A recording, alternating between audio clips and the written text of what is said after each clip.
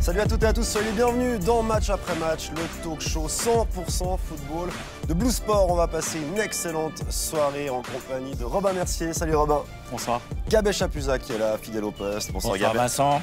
Et notre confrère de la région, Tim Guimin. Bonsoir Tim. Bonsoir Vincent.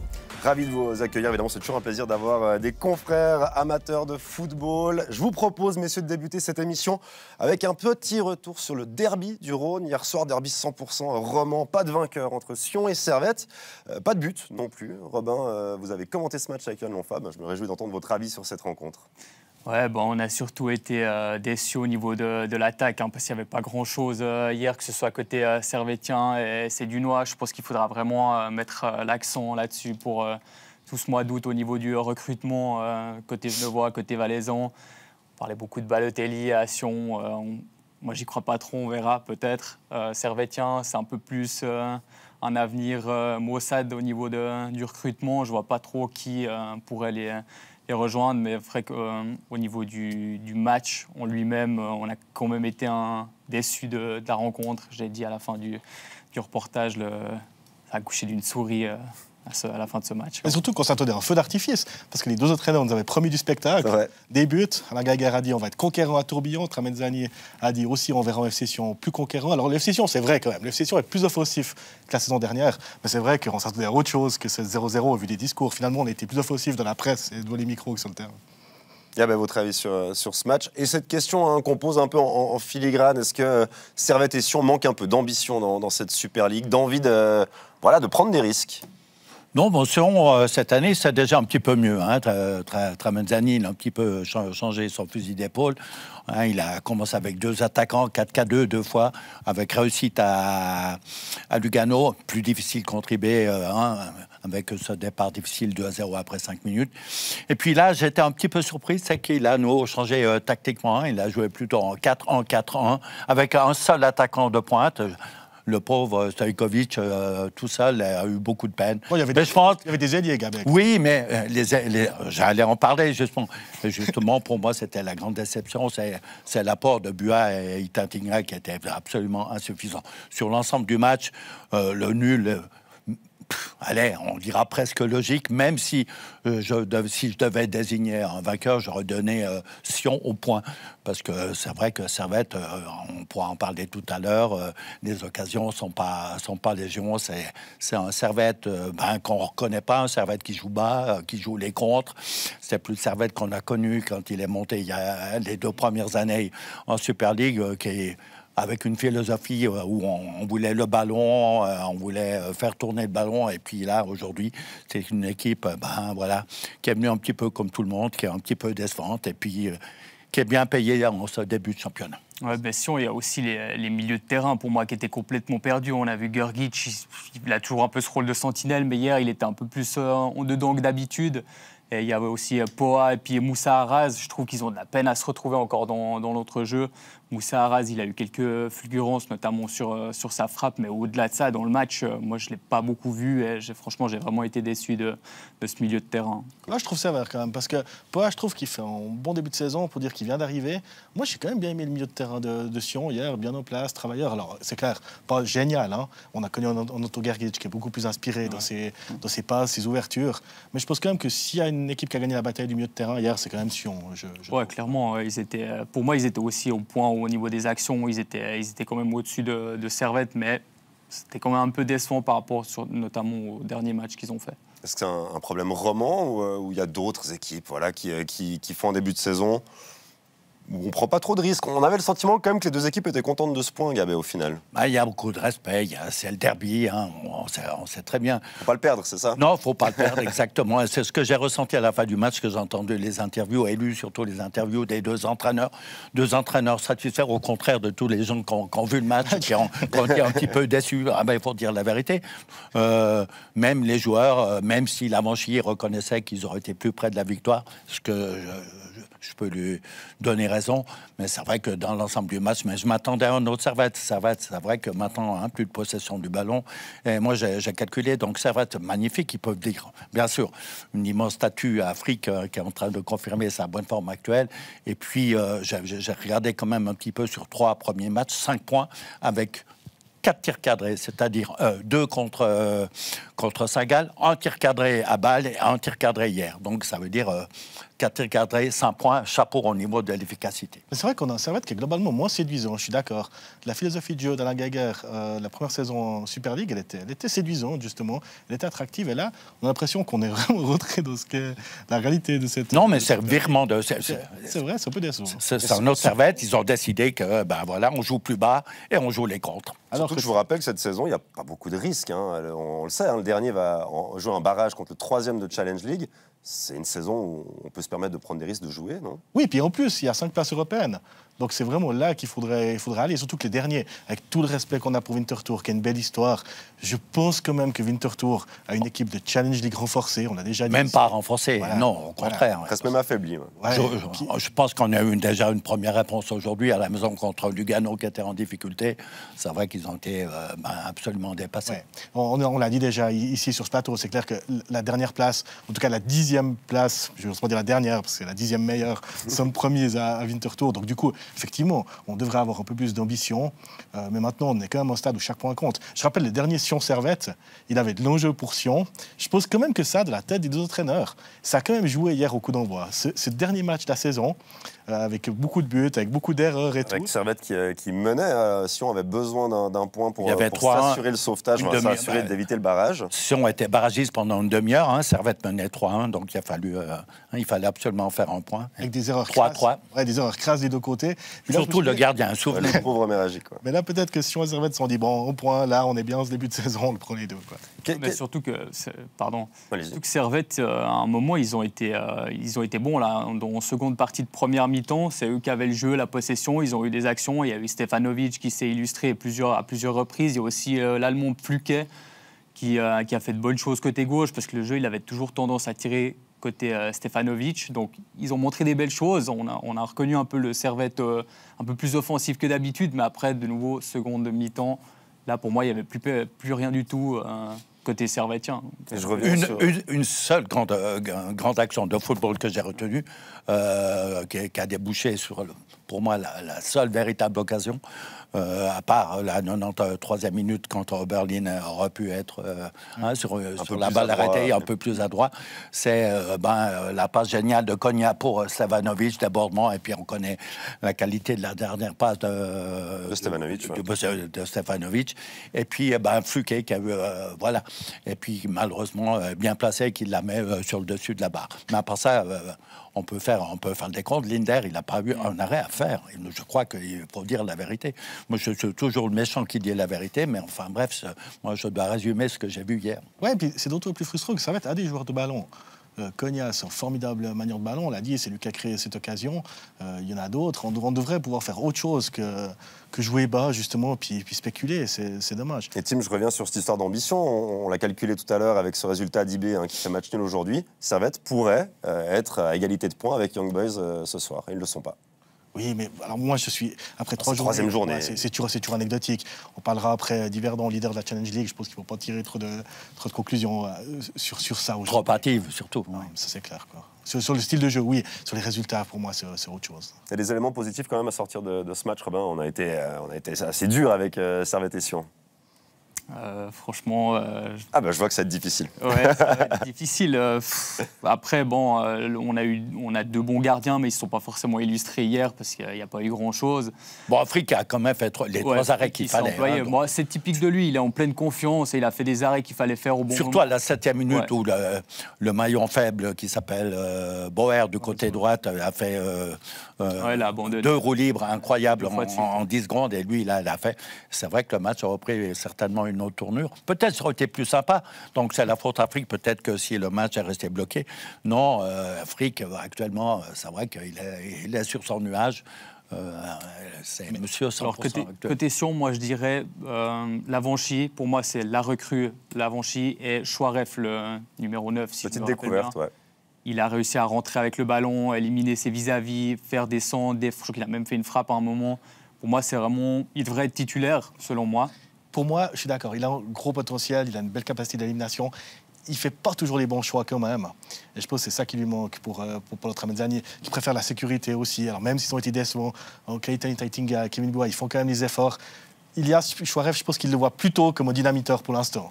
Mais il a qu'à gagner. Il faudra voir, on l'a vu que 20 minutes, il faudra qu'on puisse le voir une fois sur 90 minutes. De le voir sur 90 minutes, voir ce exactement. Que ça peut donner, parce que c'est vrai qu'avec peu de temps de jeu, il a peu de temps pour s'exprimer et je pense qu'il a vraiment des choses à faire valoir sur... Et Robin, un mot qui est beaucoup revenu avec Yohan Lonfa quand vous étiez au commentaire de ce match, c'est le terme finisseur. Comme quoi, on avait 2 équipes à qui il manquait un finisseur. Vous avez parlé de Balotelli, mais c'est vrai finalement, Gabé, il faut quelqu'un dans ces 2 formations qui plante des buts devant. Oui, d'accord, mais il faut avoir des occasions pour les mettre au fond. Donc, il faut ramener des ballons dans les 16 mètres. Et hier, je pense qu'on était un peu frustrés dans ce domaine. Mais dans les points positifs, il y a quand même, faut quand même les souligner. C'est quand même l'état d'esprit de ce nouveau FC Sion. J'ai envie de dire, on avait quand même un FC Sion qui avait des problèmes de vestiaire, qui était tiraillé, qui avait des choses. Là, on sent quand même qu'il y a une équipe qui se formation. Et pour moi, là, c'est une conséquence directe du recrutement. Alors, pas forcément de Heinz Lindner, parce que Kevin Fickenschärf, c'est ça très bien. Mais Nouma Lavanchy, c'est le vrai joueur d'équipe de Super League. Et je pense que là, je suis d'accord. Pour moi, c'est la vraie recrue, que ce soit sur le terrain ou en dehors. Et je pense quand même que là, on sent un petit quelque chose de plus collectif au FC Sion sur ces 3 premiers matchs qui n'avaient pas forcément les saisons précédentes. Dans la mentalité et l'état d'esprit, je suis d'accord. Est-ce que ça veut dire qu'à Servette, c'est pas le cas? Mais Servette, on l'a dit, on a parlé, je pense pas que c'est un problème d'état d'esprit à Servette. C'est plus un problème, là, effectivement, d'ambition dans le jeu. Et là, je rejoins complètement Gabé, c'est clair. Alors, on a parlé de Konya, Antunes aussi, c'est des joueurs de ballon. Stevanovic, j'ai l'impression que là, je dirais pas qu'il y a de la frustration, mais je pense qu'il n'a pas encore tout à fait lancé sa saison.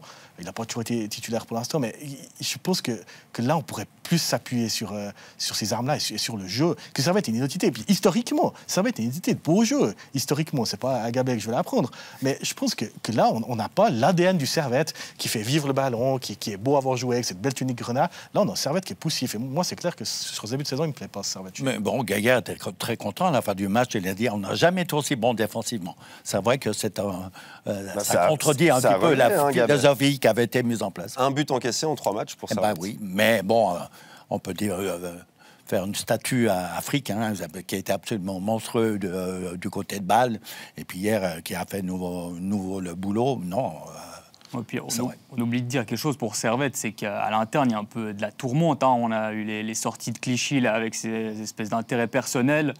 Forcément, si vous êtes son coéquipier, vous entendez ça, vous posez un peu des questions. Puis il y a aussi la question Imery.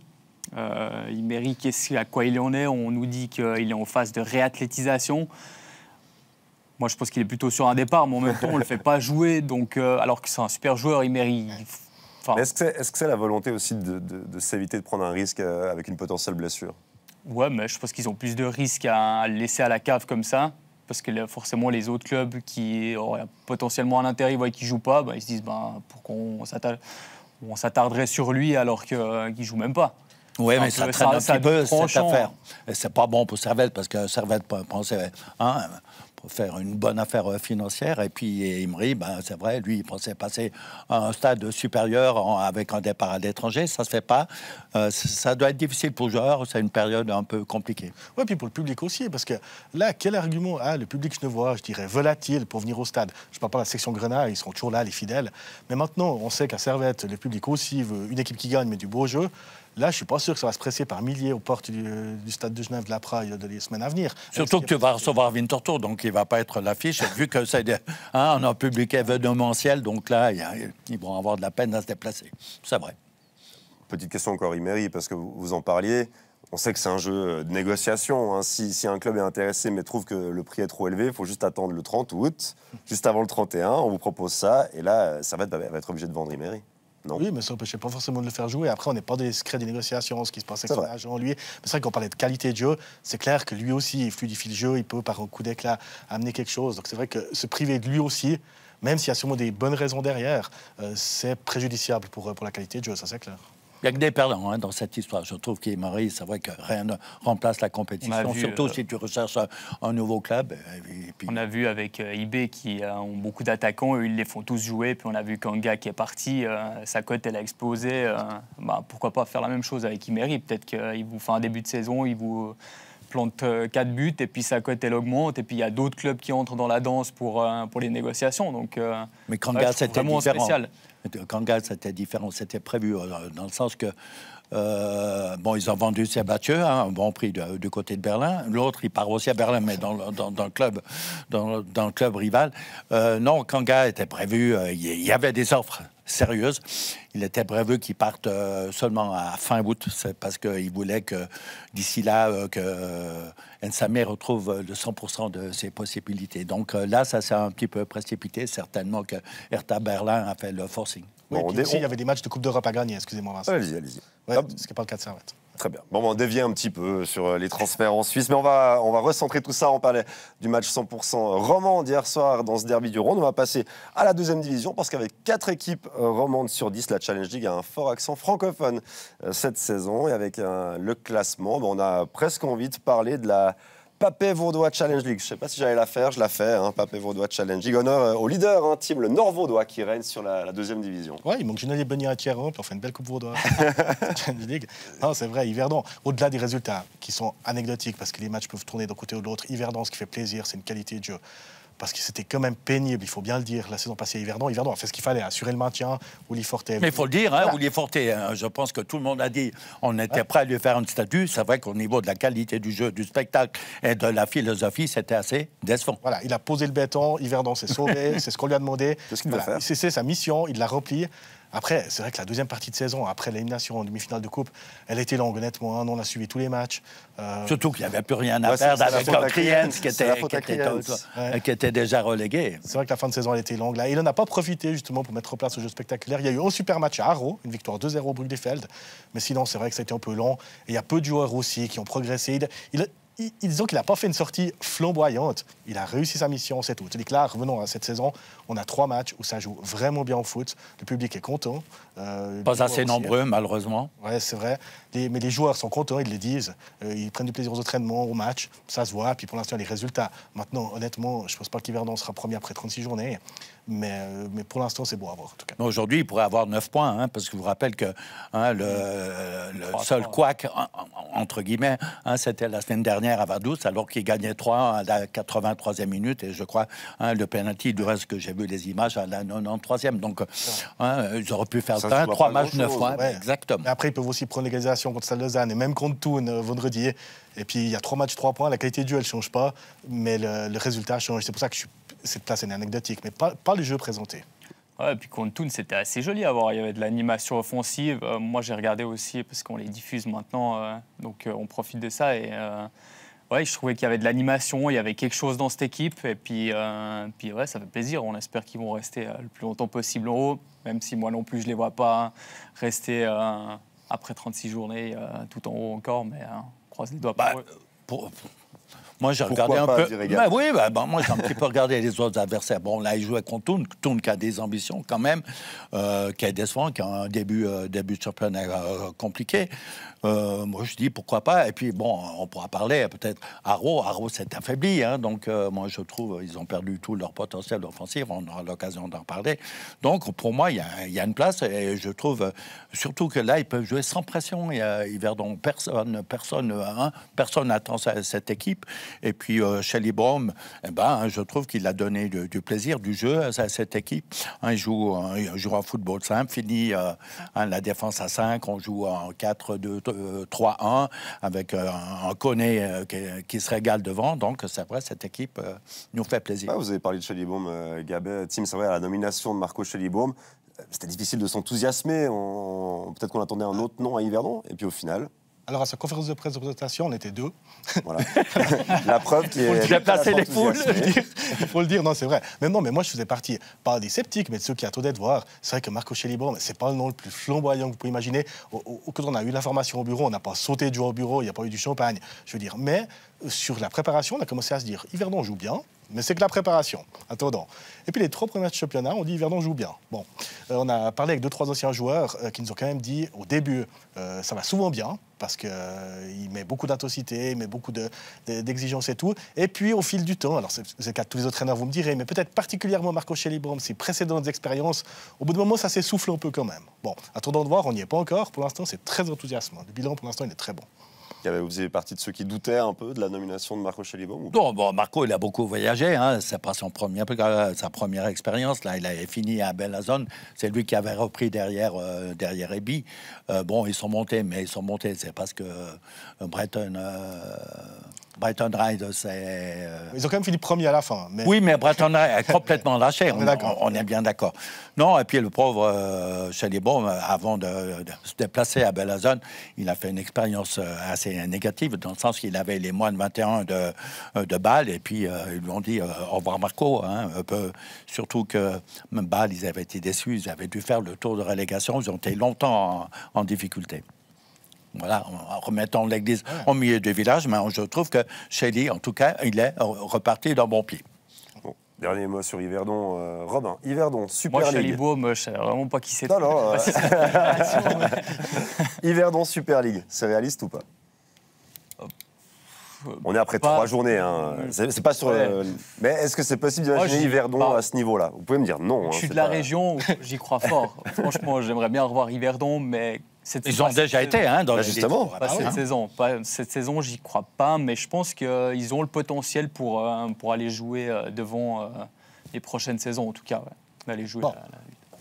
Mais après, il faudra de toute façon régler le problème du stade. Alors, est-ce qu'avec la Super League à 12, la Super League, la SFL va assouplir ses critères? Mais l'État, Yverdon, ne monte pas en Super League à cause de son stade, c'est clair. Et je ne les vois pas aller à la Pontaise ou à la Tuère, ni à Bourg. Il y a pourtant pas mal d'équipes qui jouent à la Pontaise, mais on y en parlera dans quelques instants. On avance dans notre classement avec le LS, évidemment, et les Lausannois qui se sont fait surprendre par le néo-promu en ouverture de saison. Et d'ailleurs, on s'est dit, attention, c'est mal parti pour Lausanne. Mais ils ont quand même pas mal redressé la barre avec des victoires contre Chafouz, contre Haro, 2 succès importants à Gabet contre 2 prétendants à la promotion. Tout à fait. C'était important, hein, le premier match à la maison contre Chafouz, tout de suite derrière la défaite de Bellinzone, de remettre l'église au milieu du village. Et puis l'équipe, elle était convaincante ce jour-là. 5-1, c'est peut-être sévère, mais c'était pas le fruit du hasard. Et puis là, un vendredi soir, je me suis mis devant la télé et j'ai trouvé que Lausanne a maîtrisé son sujet. J'étais surpris en bien. Ils n'ont jamais été vraiment en danger. 1-0, 2-0. Le seul tort qu'on pourrait, ou critique qu'on pourrait distribuer, c'est de ne pas avoir tué le match. C'est vrai qu'ils ont eu des occasions pour mettre le 3e, notamment Koyalipou, qui a de nouveau été excellent quand il est rentré en jeu. Et puis là, en fin de match, un penalty évitable et tout, un carton rouge. C'est vrai que l'équipe a tremblé, mais sur l'ensemble du match, ils ont prouvé que la victoire contre Chafouz n'était pas le fruit du hasard. Ouais, moi, j'ai trouvé aussi Chafouz et Haro assez décevants quand même dans ce début de saison. Enfin, j'ai aussi regardé le match du LS contre Haro. J'ai trouvé qu'il n'y avait pas grand-chose en face. Mais le Lausanne a fait le travail. Après, c'est sûr aussi, Koyalipou, son entrée, là, il en a vendangé pas mal devant. Donc, effectivement, ils auraient pu tuer le match. Et puis, pour Bellinzone, on peut parler de faux départ, je crois, on peut le dire comme ça. La pleure de banane, ça, je crois que ça arrive à tout le monde. Ouais, d'ailleurs, le slow est allé gagner là-bas largement, mais aussi été mené au score. Finalement, ils ont fait ce que Lausanne n'a pas su faire. Mais moi, j'aime bien ce Lausanne Sport sur le plan de l'état d'esprit. Et je trouve que Ludovic Magnin, il amène ça. On le réduit trop souvent au rôle de meneur d'homme. On oublie qu'il sait aussi placer une équipe tactiquement, je pense. Mais au moins, il a amené une énergie. Ce club-là, de la Tuère, il était moribond. Il y avait une relégation. Tout était de la faute l'ancien directeur sportif, et puis maintenant, voilà, Ludovic Magnin arrive, son directeur sportif, faut le dire, et puis il a amené quelque chose avec lui. La compagne de marketing le dit bien, il est venu seul, c'est vrai, il est seul, mais il arrive, lui, tout seul, à amener une énergie qui est folle. Vous le voyez, non seulement en conférence de presse, mais avec ses joueurs, sur le bord du terrain, avec le quatrième arbitre, avec le public, qui se retourne et tout. Il amène quelque chose. Il est génial, Tim, c'est un magnifique animateur, un motivateur. On parlera mercato. C'est ce que Lausanne avait besoin. On parlera mercato après, mais finalement, Tim, la meilleure recrue du LS cette saison, c'est pas Ludovic Magnin. Ah oui, mais clairement. Mais ça, alors, par contre, contrairement à Marco Chelibom, on l'a vu venir depuis le début. C'était beau. Et là, la conférence de presse, il y a plus de monde que un peu plus de monde. Bon, c'est pas difficile, hein. On est bien d'accord. Le mercato, Gabin. C'est aussi ça l'ADN que les supporters du Lausanne veulent, l'ADN de chez nous. Lui, il est de chez nous. Moi, je trouve que c'est le candidat idéal. Et comme tu as dit, Tim, il est génial. Les interviews qu'il donne au bord du terrain, on le voit, il se lève, il crie en suisse-allemand sur le quatrième arbitre. Moi, j'adore. Hein, c'est vraiment. Ce que je veux dire, juste sur le match de vendredi, je dis chapeau à Ludo, c'est qu'un dénommé Brown que j'avais vu l'année passée, que je trouvais pas très bon. Non, ouais, voilà, on restera poli. Et là, tout d'un coup, il l'a transformé. Il jouait souvent comme pisson sur le côté gauche. Et là, il a fait jouer dans la défense à 3. Hier, vendredi soir, il était impérial, le type. Donc, c'est vrai que voilà, c'est déjà un petit peu plus que. Aussi Alvin Sanchez qui sera surveillé. Non, mais j'ai pris l'exemple de Brown. Mais c'est vrai que c'est pour ça qu'il ne faut pas résumer, je le redis, Ludovic Magnin en meneur d'homme. Il a une vraie idée du football et l'exemple de Brown est révélateur, je suis d'accord. Vous parlez des interviews, Robin. On en a une d'interview qui a été recueillie à l'issue de la victoire contre Haro de Ludovic Magnin. On l'écoute. Je crois que maintenant, ça fait 5 semaines ou 6 semaines que je suis au Lausanne Sport. J'ai toujours dit que l'équipe, c'est toujours le plus important. On fait un sport d'équipe, c'est ça qui fait la différence. L'ambiance qu'on a entre nous. Et puis, on le savait qu'il y avait beaucoup de cicatrices dans cette équipe, mais actuellement, ils travaillent très dur, les mecs, mais ils rigolent aussi beaucoup. Et donc, tant qu'on gagne encore le week-end, ça va être plus facile pour le coach à mettre de la bonne ambiance la semaine. Mais maintenant, encore une fois, on savoure, on va rigoler dans le bus. À partir de mardi, on va préparer notre derby contre le Stade. Et donc, on sera prêt dimanche prochain. Timo, vous voulez réagir à ce qui a été dit? Mais c'est vrai que c'est tout bête. Mais rien que les cris de guerre, les cris de joie et tout, après le match contre Chafouz, la victoire 5-1, les joueurs, ils ne savaient même pas où aller, comment faire un cri de guerre. C'est quasiment une des premières fois à la tuyère. Et c'est fou que rien que ça, il a amené ça. Alors c'est plus facile en Challenge League que Super League de gagner. D'autres entraîneurs auraient gagné en Challenge League aussi, mais au moins il amène ça, quoi, vraiment. Et c'est vrai, on a parlé à vous des supporters de Servette, mais les supporters de Lausanne Sport, c'est la même chose. Les supporters du LS, ils ont envie de s'identifier à un entraîneur, de venir là aussi pour lui, et il amène tout seul des gens au stade.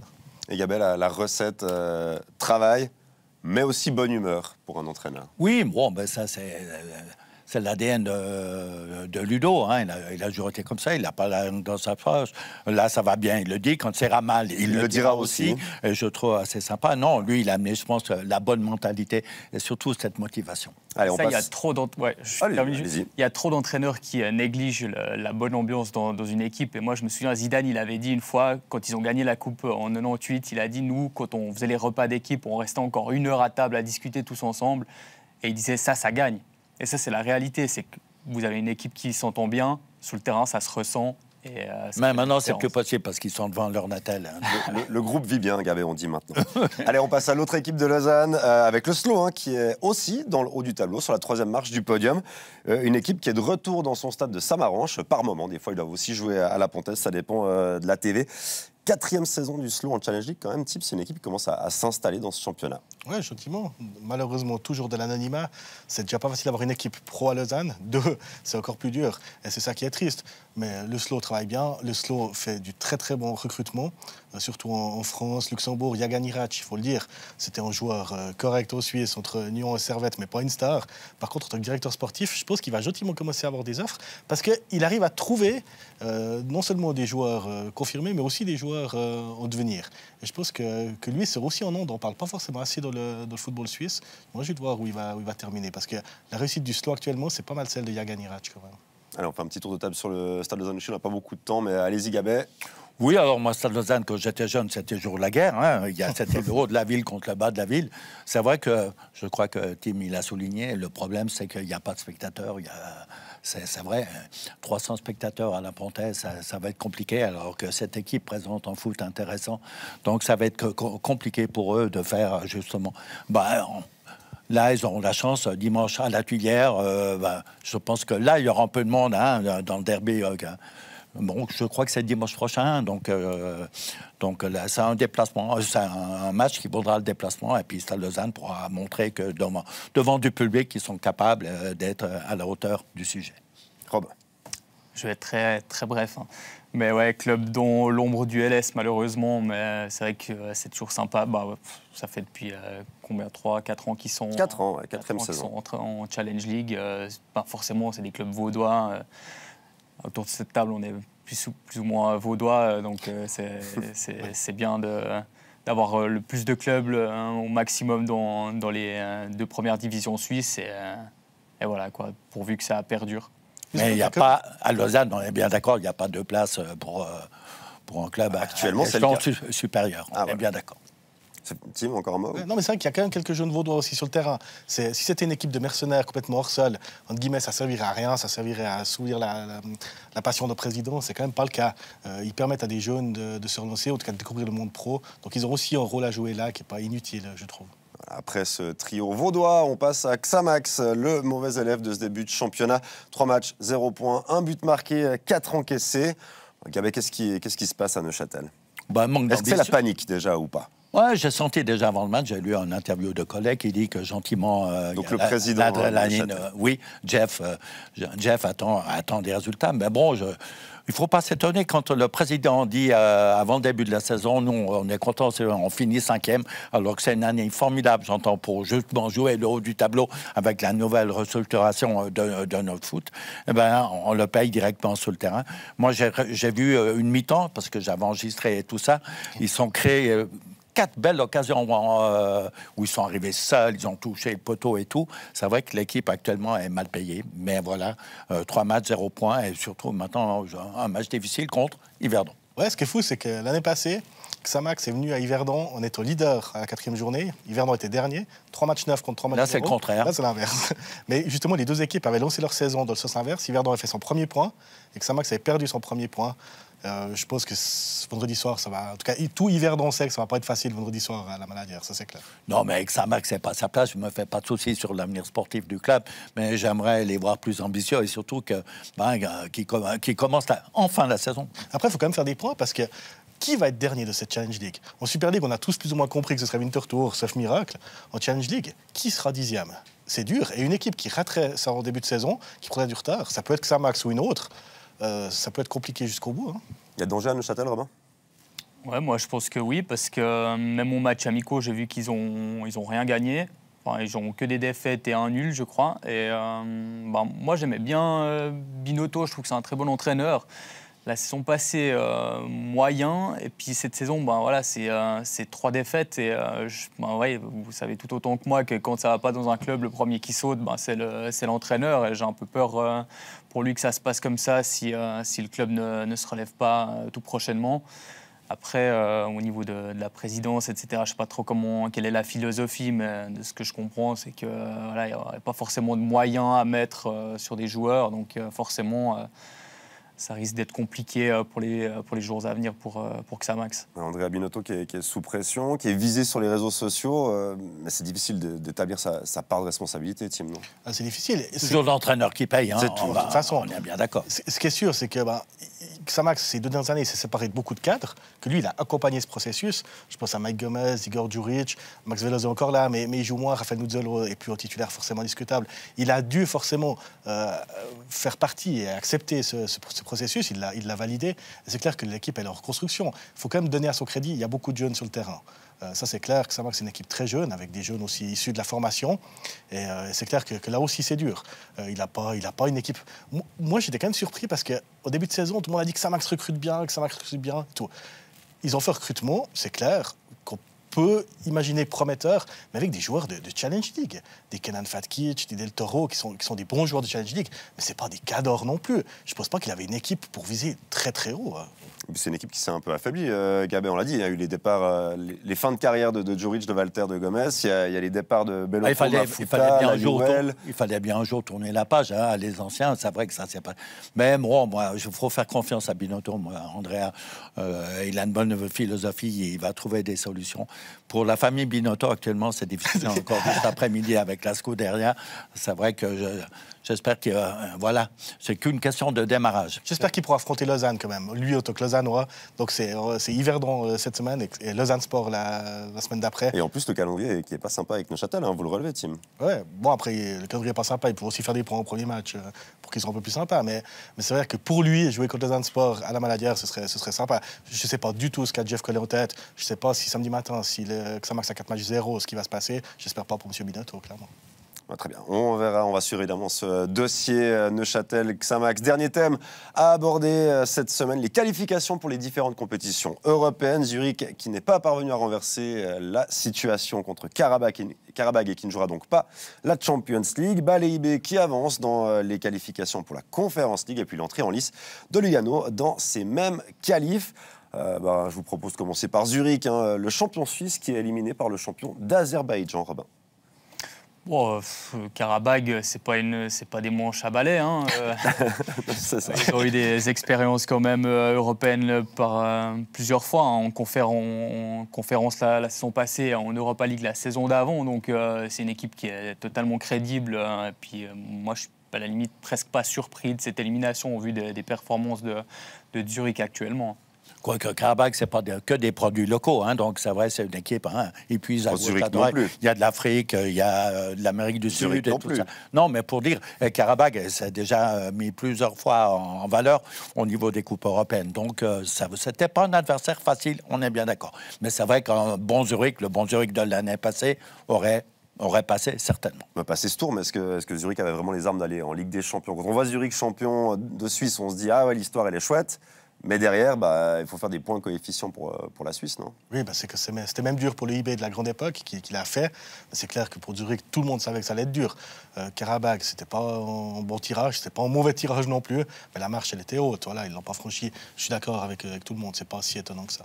Je rappelle quand même que Zurich aurait été qualifié avec l'ancien règlement, le but de Saint-Thierry à la 95e. Non, on peut en vouloir. Si on prenait les buts à l'extérieur. Oui, avec 2-1, vu qu'ils avaient marqué 2 goals à l'extérieur, ils auraient passé. Mais enfin, bref, ils avaient tout dans les mains, et surtout dans les pieds et dans leur tête. C'est vrai que quand tu as la chance de revenir au score, de mettre le deuxième à la 95e, c'est vrai qu'ils avaient tous les éléments, et en plus à la maison pour passer le cap. Ouais, mais Zurich, on l'a dit, hein, Robin qui va pas bien dans ce début de saison. 0 but marqué en 3 matchs, cette élimination en Ligue des Champions. Là, il faut aller chercher la qualif pour l'Europa League. C'est pas gagné d'avance. Non, c'est pas gagné d'avance. On parlait de Santini. Moi, j'aime beaucoup ce joueur. Il a fait quelques bonnes entrées. Il a marqué l'autre jour. Contre Karabag, entre autres. Ouais. C'était contre Karabag, mais en championnat, c'était hors jeu par contre. Mais je pense qu'il y a quelque chose à faire avec ce joueur. C'est vrai qu'on l'état, même pour l'Europa. Moi, je vois pas comment ils peuvent aller. Quand ils enchaînaient les victoires en championnat suisse, qu'il y avait un peu de confiance, etc. Là, c'est un peu la crise. On parle chez nos collègues alémaniques qui parlent déjà d'un FODA sur la sellette. Donc, en l'état des choses, je ne vois pas comment ils peuvent aller chercher une qualification européenne, en Europa en tout cas. Ils ont la chance, ils jouent contre Linfield, hein, c'est des Irlandais du Nord, hein, je crois, hein, quand même. Donc, je pense que c'est un adversaire à leur portée. Et puis, à Zurich, on a vu quand même un petit mieux. Moi, j'ai regardé la deuxième mi-temps contre Saint-Gall, même s'il a fait tourner son groupe. C'est une équipe qui n'a plus la chance de l'année passée. L'année passée, ils avaient ping de petits éléments. Tu faisais un changement, ils marquaient la minute d'après. Et là, on a vu en deuxième mi-temps, ils ont touché 3 fois le poteau contre Saint-Gall. Non, 2 fois le poteau, 1 fois la date. Donc, cette équipe va gentiment revenir. Le problème, c'est qu'il faut qu'ils s'habituent. Un changement de philosophie et surtout tactique imposé par l'entraîneur. Et là, ils ont un petit peu de peine. Je ne veux pas entrer dans les clichés, mais le match aller à Windsor Park, quand même, stade mythique, l'Irlande du Nord, Linfield, j'imagine assez bien le style de jeu qui se pratique là-bas. Kick and rush. Ouais, ils ont quand même tapé Bodo Glimt au 0 en étant dominé tout le match, d'après ce que j'en ai lu. Et ils vont perdre 8-0 au retour là-bas en prenant le rouge d'entrée. Mais ils gagnent le match aller quand même. Je pense quand même que ce match aller, il faudra quand même le maîtriser un peu. Non, mais ils vont se battre comme des fous. Moi, j'ai vu, comme ça s'appelle, Bâle, ils ont joué contre des Irlandais. C'est une équipe, une équipe limitée, mais par contre rugueux, agressive et tout, et qui ne doute de rien. Et c'est le kick and rush. C'est vrai que ça ne va pas être une partie de plaisir. Et ce sera important que Zurich passe ce tour pour être sûr d'au moins jouer la Conference League. On vous rappelle qu'il y a un play-off d'Europa League. Et puis si Zurich venait à perdre ce play-off d'Europa League, ils iraient de toute façon en Conference League. Il en est question de la Conference League avec IB qui s'est défait des Lettons de Liepāja. Je ne vais pas être très fort. Il y a pas mal de clubs exotiques avec IB qui va jouer maintenant contre les Finlandais de Kuopio, du KuPS. On va les appeler le KuPS. Donc Kuopio. Leader du championnat quand même, attention. Palloseura. Alors, j'ai pas dit que c'était mauvais. Je disais que le nom n'était pas simple. Une équipe que je ne connais pas du tout et qui est en effet leader du championnat de Finlande. Tim, connaissez-vous cette équipe? Non, très mal, mais méfions-nous, le championnat de Finlande quand même. Ils ont quand même passé les premiers tours, ils ont souffert, mais ils ont passé. Je pense qu'IB est largement favori de cette double confrontation. Il ne faut pas se mentir, mais ils arrivent quand même en confiance. Ces Finlandais, ils sont leaders du championnat. Ils sont en plein championnat aussi, on sait. C'est différent de la Suisse. Je dirais pas tirage piège, parce qu'IB est largement favori, mais méfions-nous quand même un tout petit peu. Les Finlandais ont progressé, c'est vrai. Avant, on rigolait quand on parlait des Finlandais. Ils sont plus forts. On pensait plutôt en rallye. Soit à ski, au hockey sur glace, ou bien... en rallye, je vous dis. Ils sont très forts en rallye. Moi, j'ai un souvenir, parce que Kuopio, j'ai joué, mais c'était pas le même club. Il y a 46 ans. Ouais. C'était dans la Coupe d'Europe des champions. En 76. En 76. J'avais joué à Kuopio au mois de novembre. Et heureusement que, à cette époque, je n'ose pas vous dire, il y avait 50 cm de neige qui avait gelé. Tout ça, on avait joué dans des conditions épouvantables. On avait passé le cap. Mais c'est vrai que le football finlandais a progressé. Comme dans beaucoup de petits pays autour de nous. Tu l'as rappelé aussi avant, quand on était avant l'antenne, il y avait la Finlande au dernier Euro, donc il y a une progression au niveau du foot finlandais. Crampons vissés ou crampons moulés sur la neige? Non, à l'époque, c'était des vissés, on avait mis des cuirs, les anciens cuirs, et on les avait démontés parce qu'il y avait des clous dedans, pour qu'on puisse tenir sur la glace. C'est vrai qu'on a fait du patin pendant 2 fois 45 minutes. Pas sûr que l'UEFA laisse jouer les matchs dans ces conditions. Oui, à l'époque, c'était comme ça, il fallait absolument jouer. Un mot quand même sur Bâle qui va affronter Brøndby. Ça c'est un joli morceau. En tout cas, les deux publics vont mettre de l'ambiance, Robin. Ouais, Brøndby, une équipe qu'on commence à connaître au niveau européen, les Danois. Mais c'est vrai qu'aussi face à Bâle, moi je trouve aussi un peu Bâle en délicatesse quand même, avec tous ces matchs nuls. Ouais, j'ai de la peine à les voir aller aussi passer ce cap de Brøndby, parce que le sport danois, ces temps, fonctionne à merveille, que ce soit dans le foot ou dans le cyclisme. Donc ouais, je suis peut-être un peu trop sceptique, mais... Un tirage difficile, Brøndby, on sait, expérience européenne quand même. Non, je pense que là, ils ne vont pas rigoler du côté du Danemark. Par contre, très joli match des tribunes, 2-3 gardes à vue à prévoir, je pense. Il y a des chances, ça chauffe un peu, ouais, en effet. Lugano qui va jouer jeudi également, le vainqueur de la Coupe qui affrontera la Poel Beersheva. Lugano qui part pas favori de ce duel, Team. Je sais pas, je pense que ça va être équilibré. Voilà, on parle aussi du championnat israélien, qui est un championnat aussi en progression. Je pense que ça peut être un match assez équilibré. Moi, je suis assez confiant dans ce Lugano européen. Je pense qu'ils acquièrent petit à petit une culture européenne. Je l'ai dit il y a 2 semaines, le tirage n'est pas complètement défavorable non plus. Ça va être un très bon match, mais je les vois assez bien passer quand même, Lugano. D'autant que Lugano pourra jouer au Corneredo cette fois-ci et non pas s'exiler à Saint-Gall ou Lucerne. Je disais, messieurs, ça avance terriblement vite. On est déjà au bout de cette émission. Votre prochain rendez-vous à la maison, c'est samedi avec ce match entre Servette et Winterthur. Merci beaucoup, Romain Mercier. Merci beaucoup, Tim Guillemin. Merci, Gabriel Chapuzin. On retrouve évidemment autour de cette table prochainement. Ne bougez pas, le foot continue sur Blue Zoom parce qu'il y a un match surprise qui a débuté. Vous allez le prendre de volée. Bonne soirée et bonne fête nationale. Salut!